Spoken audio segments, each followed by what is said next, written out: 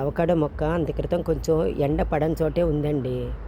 నేనేం చేశాను, మరి అక్కడ అంతా కంజెస్టెడ్గా ఉంది, నాకు స్ప్రేలు కొట్టుకోవడానికి కుదరట్లేదని చెప్పేసి మొత్తం ఫ్రూట్ ప్లాంట్స్ అన్నీ ఇట్లా మార్చేసుకున్నాను అనమాట. సెంటర్కి చేశాను. అంత క్రితం గోడ పక్కగా ఉండేది, నైబర్స్ గోడ దగ్గర. మనం ఏ స్ప్రే చేయాలన్నా కూడా కొంచెం కష్టంగా ఉండేది, ఎందుకంటే పిల్లలు ఉన్నారు, అనవసరంగా కామెంట్స్ వస్తాయనేసి. ఇప్పుడు ఇక్కడ పెట్టిన తర్వాత కొంచెం ఎండలకే చూడండి ఎట్లా ఆకులన్నీ రాలిపోతున్నాయో. చాలా సెన్సిటివ్ అండి ఈ మొక్క మాత్రం. అవకాడో మొక్కగా ఇది నా దగ్గర, ఇది రెండో మొక్క. ఏదో ఆశ కాయలు వస్తాయేమో అని. ఫస్ట్ టైం తీసుకుంది వాళ్ళు, నాకేమీ డ్రాఫ్టెడ్ మొక్క ఇవ్వలేదేమోనని మళ్ళీ ఇంకోటి కొన్నాను నేను, డ్రాఫ్టెడ్ మొక్క.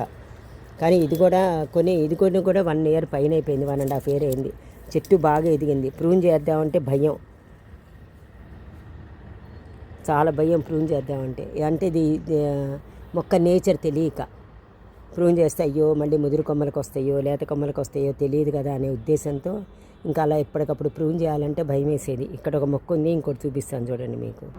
ఇది చూడండి, ఇది చాలా పెద్ద మొక్క. దీని ఆకులు కూడా ఈ టైంకి వచ్చేటప్పటికి రాలిపోతాయేమో.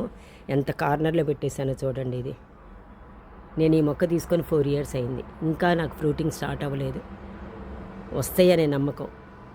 కాయ పెట్టిన తర్వాత, చెట్టు పెట్టిన తర్వాత ఎప్పుడోసారి కాయలు రాకుండా ఉండవు కదండి. కాకపోతే కొంత టైం తీసుకుంటుంది అంతే. అప్పుడు దాకా మనం ఓపికగా ఉండాలి.